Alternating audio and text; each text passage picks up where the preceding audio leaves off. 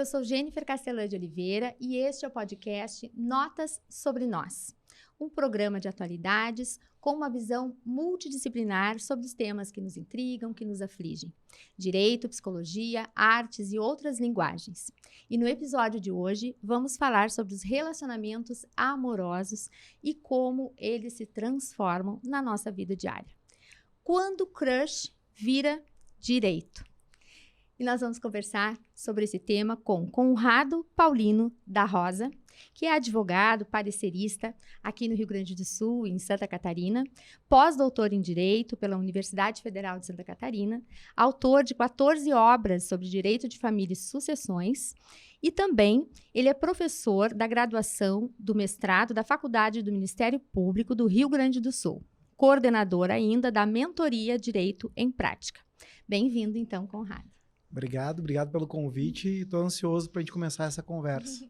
Então tá, para a gente conversar sobre esse assunto, no direito e na arte, nós temos aqui conosco Letícia Klema. Letícia é licenciada em teatro pela URGS e é premiada com o Prêmio Açoriano de Melhor Atriz Coadjuvante por Nós, em 2018, e por Como Gostais, em 2016. Ela é protagonista da peça teatral Terapia de Casal, uma comédia em crise, que estreou nos palcos em setembro de 2022. Setembro de 2022. Isso, aqui. foi ano passado. Ano passado. É que com a Ai, pandemia a gente se perde. Exato. Mas isso foi... já está praticamente um ano em cartaz, né, Letícia? Então, tá bem. O que a gente quer descobrir aqui hoje com essa conversa? Tá? Como que as relações elas vão se transformando? Então, a gente tem o namoro, a gente tem o primeiro crush, o namoro, a união estável, o casamento. Como é que é isso na vida, na arte, no direito? Aí a gente trouxe, né, Letícia, convidando já desde logo o pessoal para conhecer, para assistir a peça, né? Essa peça como pano de fundo, porque ela vai contar para nós a história deste casal, que é a Alice e o Marcos, um casal, então, que se conhece lá pelos anos 90, que é muito legal, porque a gente tem toda uma trilha sonora da peça que remete a essa época, para quem curte, né? E esse relacionamento, ele vai se modificando ao longo de mais ou menos uma década, e aí o casal faz uma terapia com o público, ou seja, na frente do público, dá pra dizer assim, né, Letícia? Isso. A história vai se desenrolando, essa trilha, e eles vão para uma terapia de casal para resolver os seus conflitos. Isso, a peça é essa terapia mesmo, seria o presente, no caso, esses 10 anos agora, né? E justamente na terapia que eles, então, relembrariam esses momentos, né? Esse passado, esse como se conheceram, o primeiro apartamento, né? Então, porque eu acho que isso faz parte também, né? Do relacionamento, também, voltar e revisitar. E na terapia seria esse momento do casal. De recontar a sua história, rever a própria história. Exato. E aí eu queria de ti saber, Letícia, como é que tu vê essas transformações nessas relações afetivas, né, que são retratadas na história? E o que te inspirou para fazer a personagem Alice? Trouxe um pouquinho da tua história também?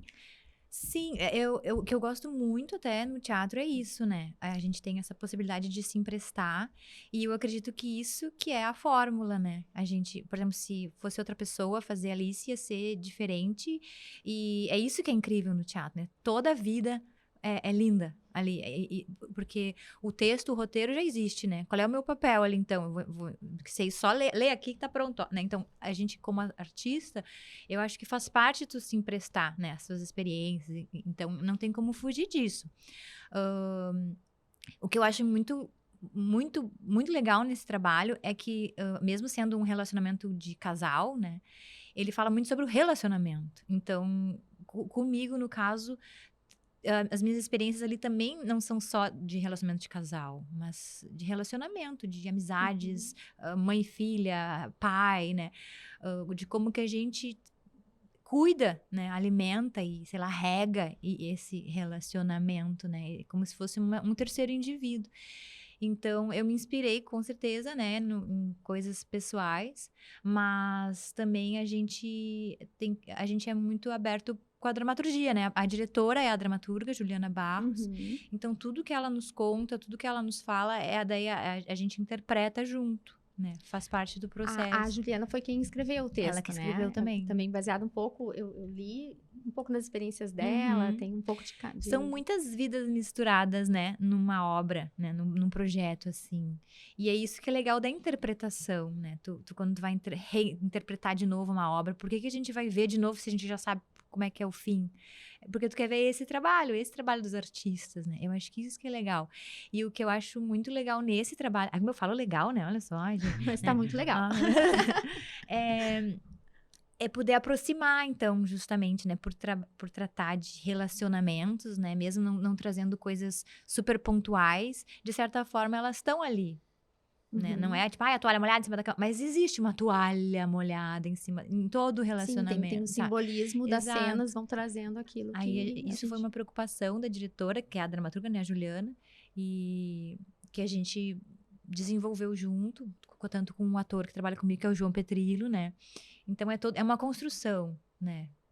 Tijolinho por tijolinho. A gente vai construindo, vai fazendo sentido, vamos se frustrando, até que nasceu. E ainda tá caminhando, né? Uma peça vai seguindo. O processo vai se desenrolando ao longo das apresentações também. Exato. Vai amadurecindo. A oportunidade de participar do congresso foi outra coisa que aumentou a experiência deste espetáculo. Aqui, colocando, né? Já vou trazer, então, o Conrado para a roda, que a ideia, né, de conversar com vocês também surgiu do congresso do IBDFAN, né, que é organizado pelo Conrado, podia falar um pouquinho pra gente, que teve lá um trecho do congresso com a peça, né, Conrado? Como é que foi essa ideia de trazer a peça para o direito? A gente sempre, o evento é o Congresso do Mercosul Direito de Família e Sucessões, que a gente faz em Gramado. No ano de 2023, a gente teve a 13ª edição. E a gente sempre procura, em algum momento da programação, trazer um fator cultural. A gente já teve a participação em edições anteriores da Marta Medeiros, tivemos a Lia Luft, tivemos Cláudia Tages, tivemos o Fabrício Carpinejar também.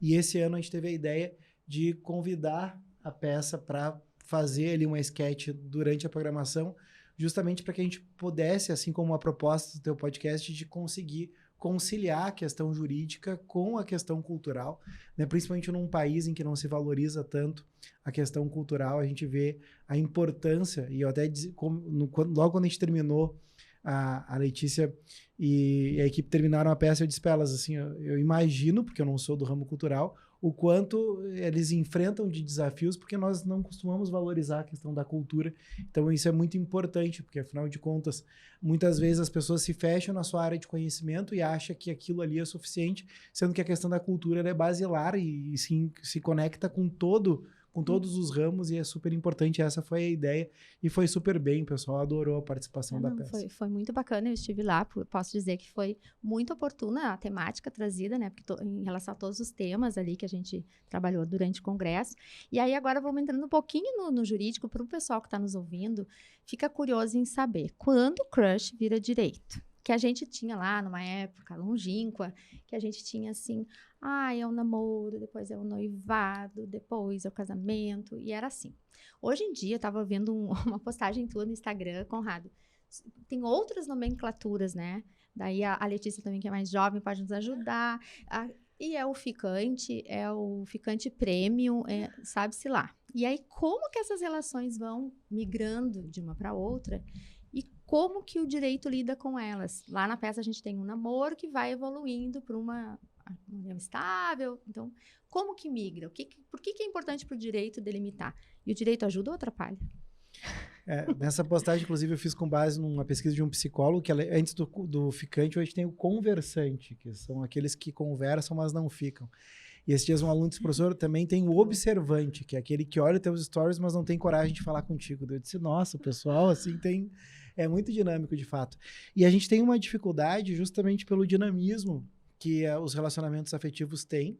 A gente não tem mais essas etapas bem determinadas como antigamente, que até aqui no Rio Grande do Sul a gente usava a figura do chá de pera, né? Que é o namoro que ele era fiscalizado geralmente por uma avó ou por um irmão mais velho, porque imagina como é que o casal vai ter um momento de intimidade antes de casar. Isso tudo mudou.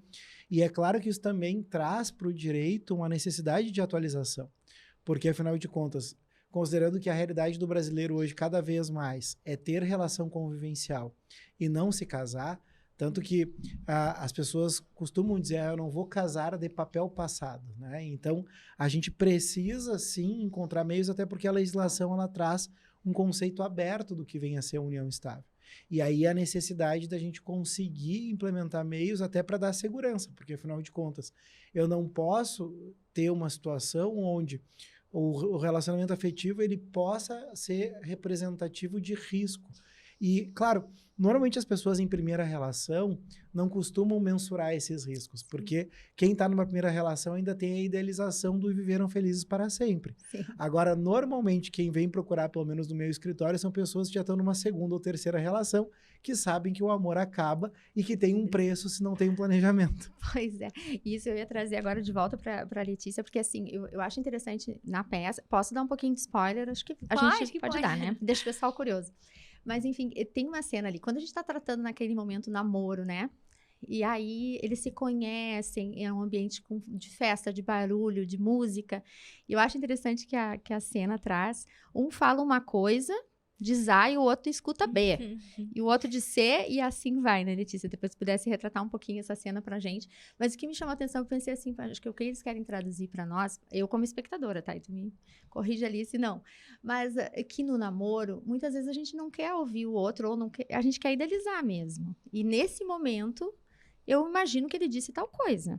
Ele não disse, mas eu acho que sim, é melhor que ele dissesse. E eu fico com um personagem ainda idealizado, romantizado. Não sei se assim, tu lembra dessa cena, Letícia? Sim, muito. Não, é aquele começo, né? E o começo, o que é, né? Eu acho que é isso. O que é um namoro, né? Ai, cinema, ai, jantar, ai, vamos sair. Isso sempre vai ser legal. Não vai, né? Com amizade, assim, ai, vamos, né? Então, esse começo, esse namoro, ele é muito gostoso. Mas é bem como tu falou, quando começa a ficar sério, o que é o ficar sério, né? O compromisso, virou uma responsabilidade, virou um cuidado, virou algo, né? Que eu acho gostoso, eu sempre quis isso pra mim. Eu, Letícia, né? Eu sempre busquei isso. Mas tem gente que... Tu quer? Né? É só saber, eu quero isso, eu quero ter esse compromisso, eu quero ter essa responsabilidade, né? Depende de cada momento, porque eu acredito que o relacionamento, ele amadurece, né? E para amadurecer, a gente tem que passar por coisas e situações e vencer junto, né? E elas não são agradáveis, às vezes não são bonitas, mas é a pessoa que tá do teu lado que tem que, né, é um aliado, mas ele tá ali junto contigo. Não sei, é que eu acho muito engraçado, até tipo, na alegria, na tristeza, na saúde, quem diz que é bom, né, não é, aí já diz, né. Já tá profetizado. Já tá que dizendo não é ali que assim. né? Então, eu acho que é uma coisa muito, óbvio que é lindo o romance, mas é uma coisa séria, até nesse papel tá escrito que é sério. E tu não é obrigado, vai casar, né? Não, nós queremos isso pra nós, é isso. Então, só que eu tô tentando, né, não sei se tô conseguindo explicar direito, mas é que esse começo, ele faz parte, é quase que esse combustível pra, sim, vamos, peguei tua mão, vamos junto. Sim, é necessário.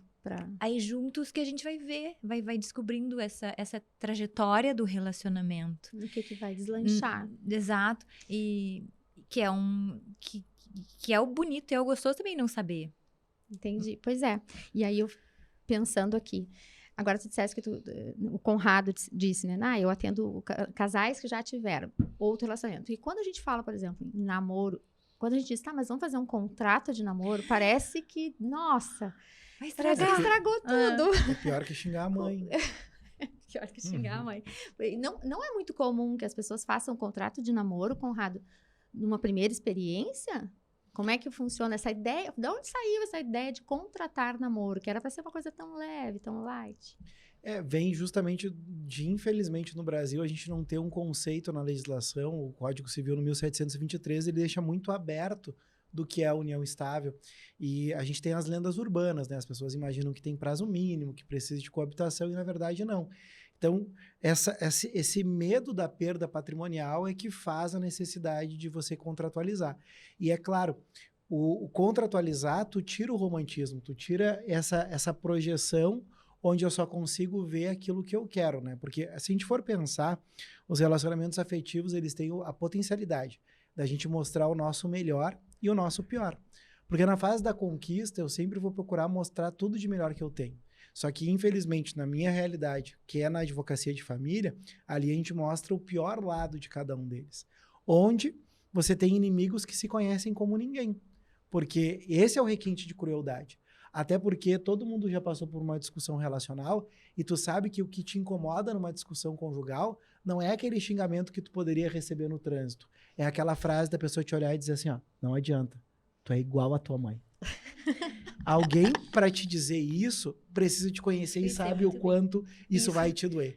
E é isso que chega até o judiciário. Né? Essa é a facada. Até na peça, a gente vai contando, gente, não deixem de assistir. Mas tem também até um momento que entram as sogras, né? Que a gente vê, porque essa coisa que a gente leva uma família inteira para um relacionamento, na verdade, Exato. Né? A gente tá ali com quem a gente é, com quem a gente... o que a gente herdou de compreensão, de cuidado, né? Como a Letícia traz ali dos relacionamentos. E a gente imprime tudo isso se relacionando com uma outra pessoa que tem outra vivência. E vai dar jeito de acomodar tudo isso, né? Então, Letícia, essa parte ali eles vão migrando, aí tem essa escolha, moram juntos. Aí já tem união estável ou não? Ali pra ti, como que tu sente essa migração dos personagens? Eu acho que sim. Pra mim, sim. Seria uma saga, né? Do que a gente tá embarcando. E eu acho que ali o que esse trabalho traz muitas coisas, porque às vezes, não sei, é que se a gente tá bem, é isso, se a gente tá bem, tudo fica bem, mas se não, às vezes um garfo sujo, sabe, é a gota d'água mesmo, sabe, e ali traz, como é um casal novo também, traz a questão financeira, às vezes, né, ele ganha mais, ganha menos, né, e não adianta, às vezes uma conta atrasada e essas coisas pesam, né? Então, o casal tem que estar muito forte para não ser essa esponja, né? De fora. E a gente passa por tudo isso. Tanto que tem até o piti, né? Eles têm o piti em público ali, que é uma cena do supermercado, sabe? E eu acho também, não que eu defendo o piti, mas o piti é horrível, né? Mas quem mais sofre é quem faz o piti. Imagina, tu tá me vendo no estado mais vergonhoso da minha vida, e aí agora tu tem a opção, já sabe, eu não gosto de ser assim, mas tô sendo agora, e aí tu escolhe, tu quer me ver só assim agora pra sempre, ou tu vai entender e me acolher, né? Então, não tô defendendo, isso, vamos ter piti, vida! Mas eu acho que o piti seria aquele limite de já transbordou e o quanto eu tô pedindo socorro. Sim, é né? um pedido de ajuda para individual e para relação. Exato. E enxergar isso também faz parte do amadurecimento. É muito, ai, que horror, louca, vai embora. Ai, não dá, aquela lá é Jesus, né? Então, porque eu acho que o ser humano, ele, na real, eu acho que ele não é complicado, é a gente que complica, porque a gente não enxerga. Então, essa peça é muito da conversa, né? Do parar e ver, meu Deus, essa pessoa não tá bem? O que eu posso fazer, né? E de querer fazer algo, né? Então, óbvio é que eu tenho um carinho grande, né? A gente faz o trabalho, a gente acaba botando, né? Mas é muito isso também, de se conhecer os limites e as pessoas. De se colocar aí nesse compromisso de querer, e talvez fazer dar certo. Não julgar, né? A gente julgar, aquele casal, né? Sabe, Jesus, vamos conhecer mais pra ver. Até o piti, vamos ver o que aconteceu. Por que assim? Um piti tem que ser, pelo menos, né? A história de um casal. TPM? Então, aquela parte da TPM é bárbara. Aquilo ali todos os homens deveriam ver várias vezes para entender o que se passa dentro da gente. Mas, enfim, Conrado, a gente vai falando de namoro, e fomos trazendo essas dificuldades da relação, dos compromissos, mas caracteriza pra gente o que é, afinal de contas, a união estável. Essa é a pergunta do milhão, né? Essa daí, porque, veja, o que a lei traz no caput do 1723, uma convivência pública, contínua, duradoura, com o objetivo de constituir família. Ou seja, é mais fácil quem está nos escutando lembrar da fórmula de Bhaskara do que me responder o que é isso. E aí, claro, a gente tem alguns comportamentos, que não há dúvida que a partir do momento em que eles contratualizam num instrumento particular ou num termo declaratório perante o cartório do registro civil ou numa escritura pública de união estável, eles estão manifestando ali a intenção de constituir família. Agora, a gente sabe que a grande realidade é não formalizar. E aí a gente tem o momento em que o casal passa a residir, você também consegue identificar que no momento que eles têm um endereço comum, a gente tem ali uma formação de família. Agora, não necessariamente as uniões estáveis, elas são formadas a partir de mudança de mala e cuia. É isso que as pessoas têm que entender. Eu até arrisco a dizer que a maioria das uniões estáveis, ela começa com sacola do supermercado.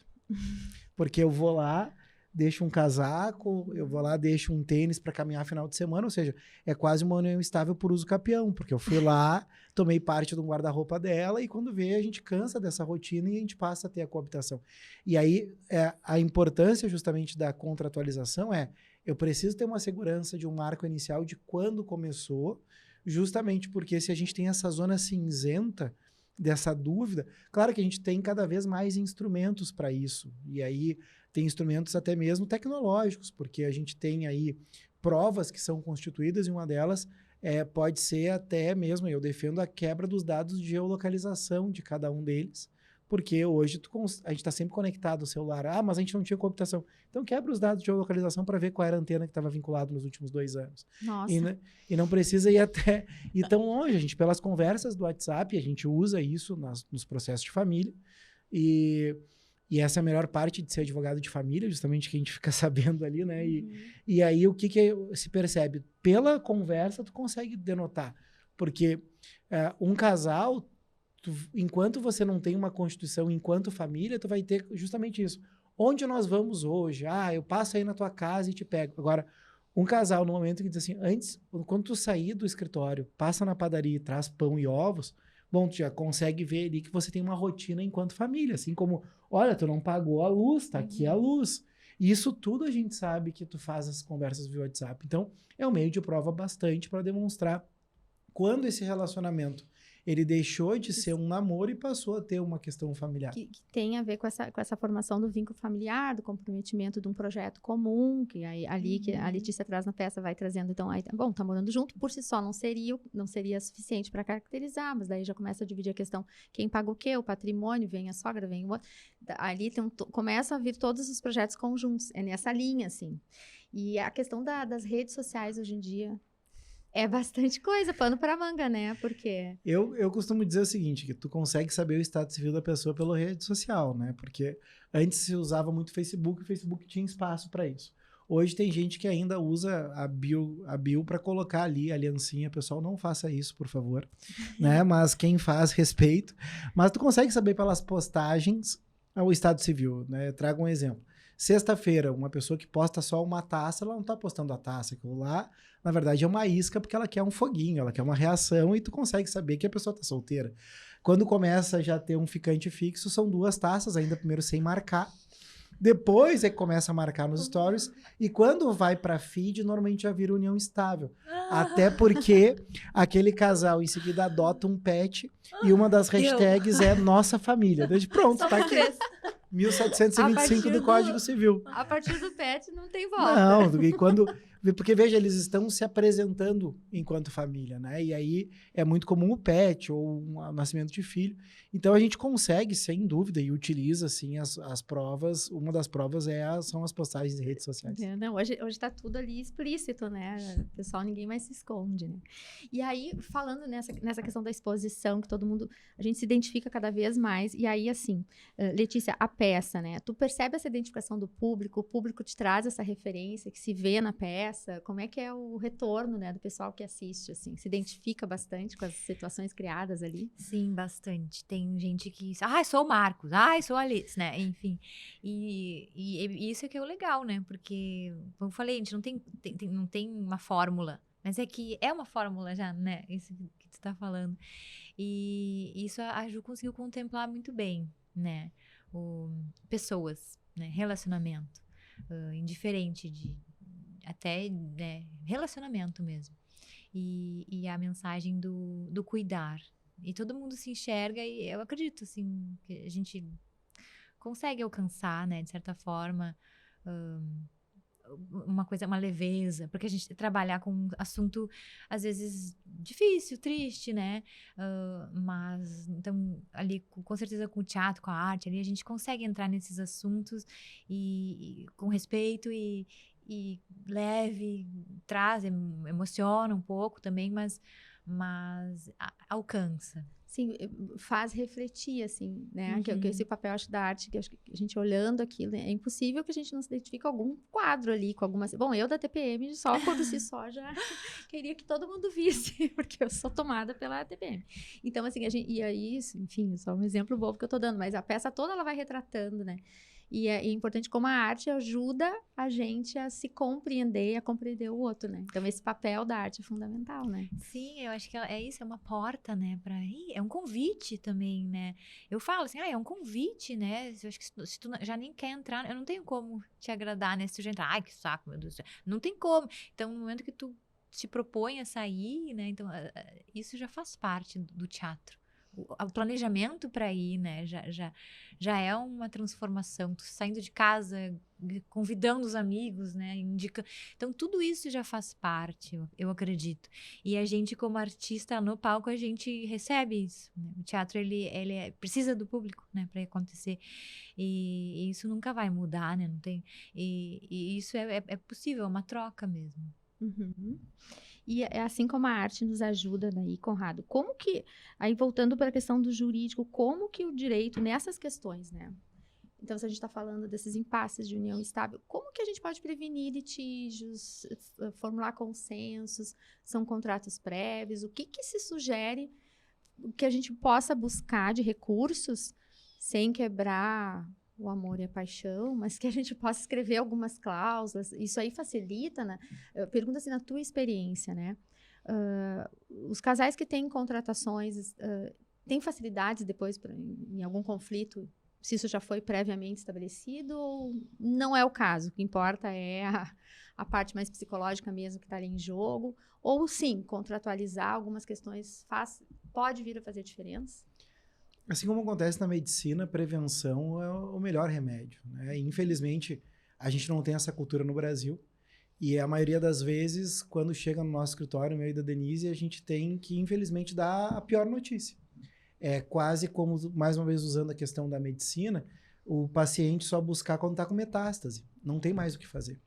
Então, se as pessoas tivessem essa cultura de uma prevenção e buscar uma orientação especializada, como já se tem para a medicina, seria o melhor caminho, até porque tudo que começa bem, termina bem. Então, e tudo que nos é combinado não nos é caro. Ou seja, se eu já sei quais são os efeitos patrimoniais do nosso relacionamento, eu não vou ficar frustrado, eu não vou me sentir violentado ao final. Além do que, esses instrumentos de prevenção, eles permitem que a gente já possa até mesmo ter um outro agir quanto à dissolução, porque a gente pode trabalhar com negócios jurídicos processuais, estabelecendo uma prévia mediação ou alguns outros critérios que já não vão sair diretamente para o litígio. Porque a grande questão é, a gente sabe como os relacionamentos começam, a gente não sabe como termina. E a gente costuma dizer o seguinte, que a gente conhece o nosso namorado e a nossa namorada quando a gente se casa ou quando a gente começa a morar junto. E a gente conhece o nosso esposo ou a nossa companheira quando a gente se divorcia. O que eu mais escuto no meu escritório é, eu jamais imaginei que ele faria isso. Eu jamais imaginei que ela faria isso. E talvez esse eu jamais imaginei é porque nós não paramos lá no início para que nós pudéssemos já prevenir e projetar as situações. E algo que eu vou dizer que pode parecer muito duro. O teu relacionamento vai acabar. Ah, mas por quê? Porque ele vai acabar em vida ou em morte. E aí tu precisa ter certeza se os efeitos do regime de bens que tu tem vão te ser confortáveis se vocês acabarem em vida ou em morte. E aí é isso que a gente precisa partir dessa premissa. Porque assim como em várias esferas da vida, as nossas atitudes têm consequências jurídicas. Eu sei que é difícil, porque quando a gente está apaixonado, eu até costumo brincar com os meus alunos da graduação que a pessoa apaixonada ela é relativamente incapaz e a pessoa apaixonada e bêbada é absolutamente incapaz, né? Então a gente não quer pensar nisso, a gente só quer pensar, né? Como diria o Tim Maia, a semana inteira fiquei esperando e quando a gente ama não pensa em dinheiro, só se quer amar, né? Ou seja, a gente não quer pensar nisso, mas infelizmente é o mal necessário. Entendi. Letícia, porque tu estava falando da peça desde a da tua introdução sobre a questão dos relacionamentos, né? Então, o que eu assisti da peça lá no congresso, me vem muito essa questão das trocas, da comunicação, que muitas vezes é como o casal está conseguindo estabelecer essa clareza do que um pensa, o que o outro quer. Eu acho que a peça, ela vai trazendo muito isso, a dificuldade que a gente tem de se comunicar, ou a necessidade que a gente tem de aprimorar a comunicação. Não sei se isso a gente pode... Não, pois eu tava pensando, você tava falando, né, de como prevenir, né, talvez a própria terapia seja essa um recurso terapêutico não, também. Porque, não, eu faço terapia porque já tá precisando. Às vezes não, né, justamente eu pensar, não sei, até pensei uma coisa agora, mas tipo, será que eu fiz um seguro de vida com meu noivo, né, e não é porque eu acho que eu vou morrer, mas é que isso nos deixa tão, que bom, a gente tem um futuro, né, então, óbvio que tudo pode ser pensado nisso, vou ver minhas coisas porque a gente vai se separar. Não tô dizendo isso, mas porque é muito também o peso a gente que coloca, né? Por que a técnica, ou a teoria, né, tem que ser assim, não romântica, não, né, sem graça. Tanto que na técnica, na arte, é só para nos dar força, uma base forte pra gente poder criar mais. Então, se tu tem essa segurança, por que o meu relacionamento não pode ser melhor ainda? Mas é que não sei que não é fácil, porque realmente essa coisa do voar, o pensar, imaginar, né, tira o racional. Mas acho que o racional pode sim, o amor construído, o amor forte, né, assim, a gente pode sim conseguir as duas coisas. Sim, a gente faz uma DR prévia, assim, já vai pensando um pouquinho o que poderia gerar problema. E até só pra gente colocar, que a gente fala muito nessa questão do patrimônio que pega, né? Mas tem também as cláusulas não patrimoniais. O que hoje em dia já é aceito de colocar, né? O que está sendo mais recorrente, né? Nesses acordos. A verdade é que cada casal pode criar seu código próprio de conduta, né? Claro que não é todo mundo que pensa assim, eu tenho um pensamento um pouco mais progressivo, mas é que o casal ele pode estabelecer não só regras de rotina, como talvez para um deles ir ao super é um horror, para o outro isso vai ser um divertimento. A situação de questões até de exposição da vida íntima, vai que um deles passa a ser um digital influencer. Eu não gostaria de ser acordado já com a pessoa fazendo uma live e eu com a cara toda amassada. Eu tô aqui. E assim como até a questão da sexualidade. Assim como a gente tem notícias de personalidades que já fizeram pactuações de número de manutenção de prática sexual, pode ser que a gente queira estabelecer a abertura do relacionamento. A gente vai estabelecer uma cláusula de vale night uma vez por mês, com horário para voltar. Enfim, o casal ele tem liberdade para fazer isso e quanto maior for a abertura para esse diálogo, a gente tem um relacionamento saudável. E isso é importante para a gente pensar, principalmente num estado como o nosso, extremamente fechado, extremamente conservador, com pensamento muito fechado, de terapia, eu pelo menos tenho essa visão, né? Terapia tinha que virar água encanada, todo mundo tinha que fazer terapia. E a gente precisa saber que eu só vou ter um relacionamento saudável a partir do momento que eu esteja disposto a criar com aquele homem ou com aquela mulher que eu escolhi para fazer a minha vida, um relacionamento aberto ao diálogo, à diferença, porque como a Letícia falou, a fase da conquista, a fase do namoro, ela é muito fácil, não precisa nem ser com a pessoa que a gente ama afetivamente, sexualmente, pode ser com qualquer pessoa. Eu sempre vou gostar de ter uma rotina de lazer. Agora, quando você tem a situação de problemas que vão surgir, de questões familiares, que cada um tem a sua, porque a família é um kit, né? Tu te casa com a pessoa e com a família da pessoa, ou seja, e é um kit complexo, que todo mundo vai ter as suas vicissitudes. E aí, é importante que a gente possa ter essa noção de que o casal ele tem a oportunidade, seja por meio de mecanismos mais formais que o direito já oferece, mas principalmente por meio do diálogo, que eles possam construir as regras que vão nortear a sua família. Ok, então é isso, a gente vai, nessa conversa a gente vê que é um convite ao amadurecimento pessoal, né, que a gente invista na relação com conversa, com escuta, enfim, né, tanto a peça fazer esse convite, quanto a fala aqui da experiência do Conrado, nos convida a gente não ter medo de tratar dos assuntos que são pertinentes, que até a gente, a partir daí, pode prevenir litígios, ou, eu penso, às vezes, a gente... Na peça, vou ter que dar mais um spoiler, mas enfim, ele diz, né, ela diz pra ele, tu nunca me diz eu te amo, né? Sim. E aí, não sei se ele vai dizer ou não, até o final. Mas assim, às vezes a pessoa diz de outra forma, mas a gente quer ouvir de um jeito. Até isso. Qual os valores, né? Isso, porque a gente às vezes pode até estar falando a mesma língua, mas a gente não está conseguindo se escutar, porque a gente não aprofundou o que é o significado daquilo para cada um. Sim. Enfim, os relacionamentos são infindáveis. A gente pode que os relacionamentos, eles são feitos, eles isso. são baseados em contratos não formais, né? Porque vamos pensar o seguinte, na fase do apaixonamento, em que a gente muda a nossa rotina em nome da pessoa, e que depois na rotina, e pode ser que depois de algum tempo tu pensa assim, mas talvez a Letícia, toda quinta-feira ela tinha confraria com as amigas dela, e ela na fase de apaixonamento, ela deixou de fazer isso. Ou o noivo dela tinha lá o futebol que ele fazia às quintas-feiras. Depois de 5 anos de relacionamento, teve um dia que a Letícia pensou assim, nossa, mas eu tinha saudade disso. Eu quero ir com as gurias, assim como pode ser que ele diga assim, não, eu quero voltar a jogar futebol. Só que isso, se não for combinado, pode ser que depois de 5 anos, o dia que a Letícia queira ficar até 1 da manhã com as amigas dela, no momento que ela vai chegar em casa, ele vai dizer assim, tu nunca fez isso. Por que tu... Ou seja, nunca fez isso na experiência do casal. Na experiência antecedente ela fazia. Sim, porque os pactos podem ser repactuados também, né? Pode fazer acordos transitórios, né? E repaginar, né? Talvez até os amigos, né? Ai, a Letícia mudou. Né? Porque eu tô, por exemplo, ai, que lindo esse relacionamento, mas aí o outro das amizades mudou também. Então, como é que a gente resolve isso sempre, né? De todos os lados. Sim, conversando mais e mais, né? Acho que é por aí. Mas então, gente, eu vou encaminhando para o final. E aí eu vou pedir, então, as tuas considerações finais, Conrado.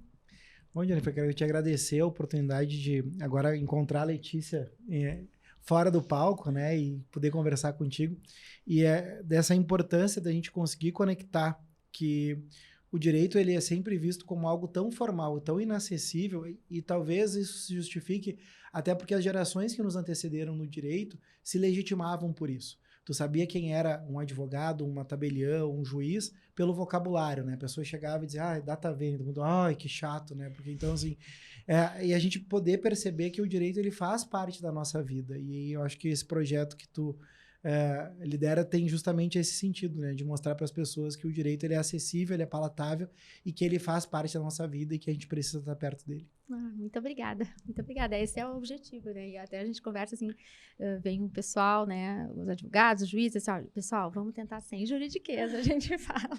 Porque justamente a técnica, às vezes a linguagem técnica é que afasta, né?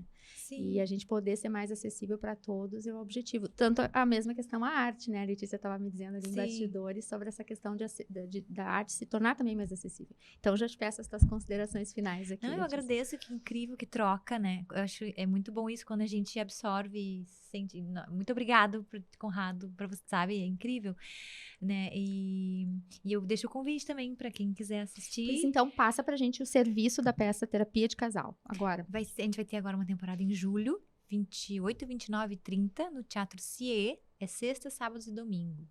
E na sexta e no sábado é às 21 horas. E no domingo é sempre um pouquinho mais cedo, que domingo é o dia, né? Então é às 19 horas. Então tá, então todo mundo convidado para assistir, vale muito a pena. Então a gente vai lá, assiste a peça, revisita o podcast e vice-versa, tá? Porque vale a pena, o assunto aí é muito interessante e a peça vai nos trazer mais recursos para reflexão. Então tá, pessoal, muito obrigada. Esse foi então o nosso episódio de hoje, quando o crush vira direito. E fique conosco, não perca o próximo episódio de Notas sobre Nós.